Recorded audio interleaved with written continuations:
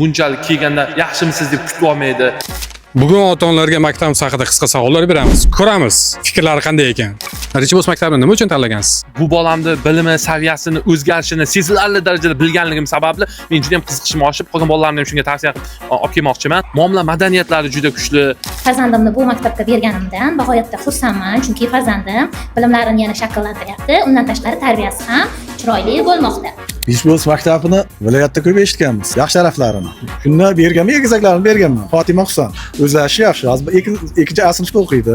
Hamkasbimda farzandi ham, u ham 3 kishi o'qiydi. Hammasi bilimlari zo'r. Keyin oziq-ovqatini 3 mahal, 4 mahal beradi. Boshqa maktablarda ham ko'rganman. 4-maktab, 2-maktab mana nalog oldani borib ko'rdim. Bunchalik kelganda yaxshimisiz deb kutib olmaydi. Biror nimani qilib bermasam, yaxshi muomalada keling, yaxshimisiz deb bolalaringizni kelajagini ko'ra bilsa, u menimcha O'zbekistonda rivojlanishiga juda katta hissa qo'shadi degan fikrda shunchalik bo'stalganman. Yaxshilik uchun bilim berishlari yaxshi o'rganadi o'g'illar. Hamma narsasi yaxshi. Bu maktabni tanlashimiz ancha eshitdik, juda farzandlarga yaxshi ta'lim berar ekan. Shuning uchun ikkita nevaramni olib kelganman, 6 yosh. Ular o'zi hozir yozib, kitoblarni ertaklarda o'zlari o'qiyapti. Mana shu ikkita nevaram. Farzandingizda nima o'zgarishlar bo'ldi? O'zgarishlarda masalan opchalarga nisbatan bu masalan rus tilini bilmas, birinchi o'rinda. Hozir rus tilini bilyapti, ingliz tilini bilyapti. Masalan matematikalarni, suv, karakaralni bilib, yoshiga nisbatan katta sonlarni ham bemalol yecha bilyapti. Yurishtirishlardan ham bilaman men o'zgarganini. Shundan tanaqqaman, o'zgarishni bilgan. Farzandim bitta bo'lganiga juda sho'x edi. Bu maktabga kelgandan keyin sho'xliklari bosilib, o'qishga nisbatan, ustozlarga nisbatan yana ham hurmati oshdi.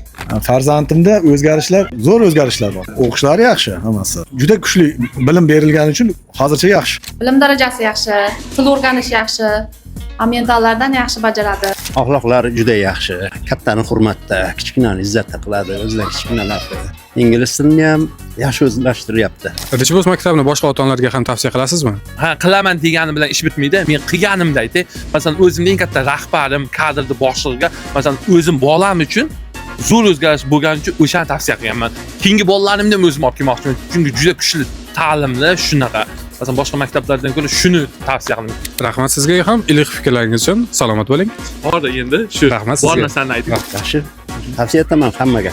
Bundan keyin qolgan ota-onalarga ham tavsiya qilaman shu maktabga o'qishni. Boshqa ota-onalarga ham Rechibos maktabiga farzandlarini berishini tavsiya qilaman. Конечно, buni o'chiringlar, конечно deb tavsiya qilaman hamma ota-onalarga. Yaxshi ishonchli qo'llarda kechki payt ishdan chiqib olib ketamiz.